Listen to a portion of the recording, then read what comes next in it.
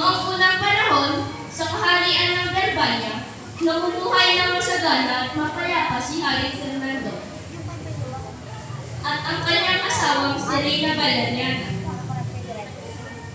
Kasama ang kanilang tatlong anak na lalaki, Don Pedro, Don Diego, at Don Juan. Isang gabi,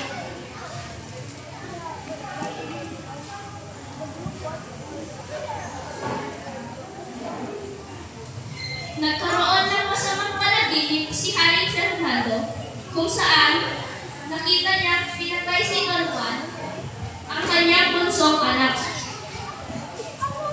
Dahil sa matinding pag-aalala, nagkasakit ang hari at walang sino ang magagawa ang nakapagpagaling sa kanya. Ayon sa matandang magagawa,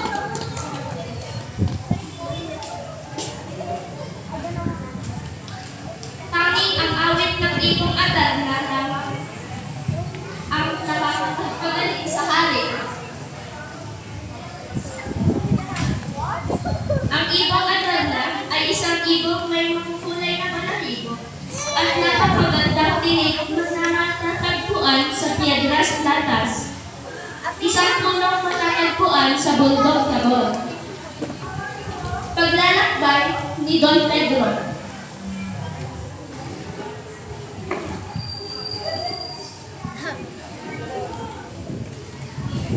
Unang naglakbay si Don Pedro upang hanapin ang ibong adar. Matapos ang ilang araw ng paglalakbay, narating niya ang bundok Tabor. Doon, nakita niya ang punong Piedras Platas at inabangan ang ibong adar na. Ngunit, sa kaligitnaan ng gabi,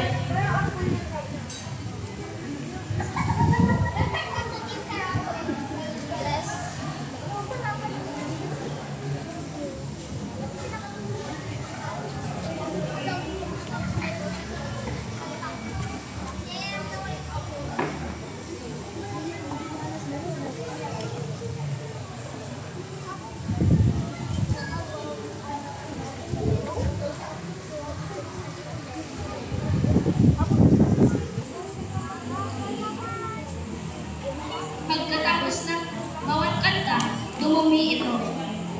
Ang kanyang dumi ay may kakayahang gawing bato ang sino mang tamaan nito. Dahil hindi alam ni Don Pedro ang sikreto, siya ay inangkok at natamaan ng dumi at naging bato. Paglalakbay ni Don Diego.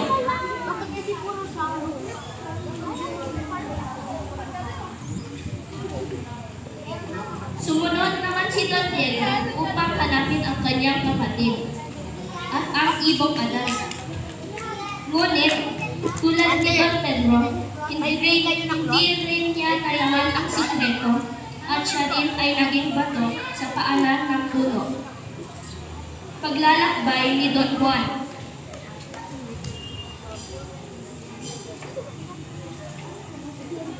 Sa huli, si Don Juan ang bunsong prinsipe na mabait at matapang ang naglakbay.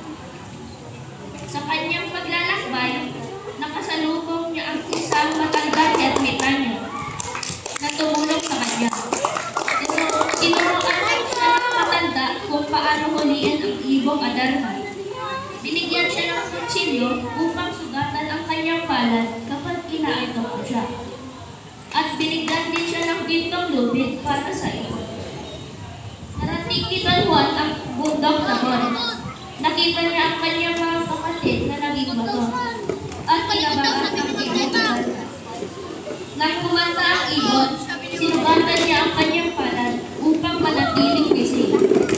At matapos ng ikapitong awit, nahuli niya ang ibong adar gamit ang gintong lubid. Pinatakan din niya ang mahiwagang tubig ang kanyang mga kapatid at sila'y nabuhay.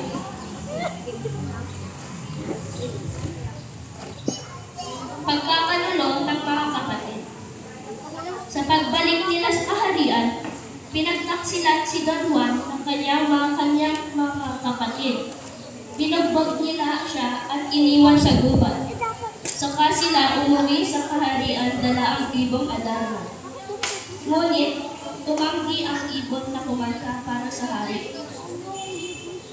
Alam ng ibong Adarna na hindi si Don Pedro at Don Diego ang tunay na nakahuli sa kanya. Kalauna,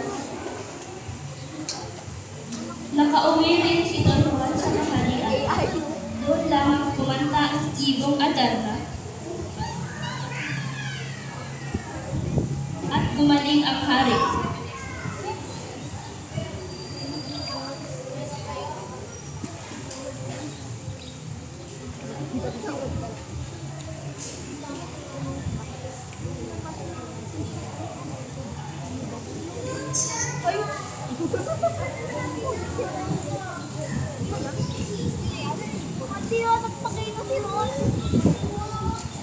Diyan nagtatapos ang buong kwento ng ibong Adarna.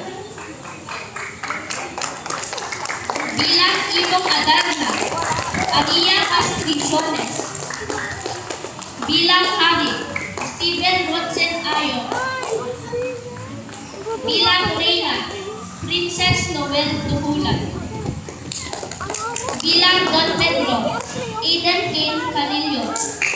Bilang Don Diego, Sherman Angeles. Bilang Don Juan, Macjan Vincent Labandina. Bilang mga alipin, Adira Divina at Madison Gilliam. Bilang manggagamot, Eric Skiden Zacarias. Bilang ermitanyo, Rod Marañon. At ang inyong lingkod bilang narrator, Zach Israel. At ang aming leader at director, Aquila Bilbinon.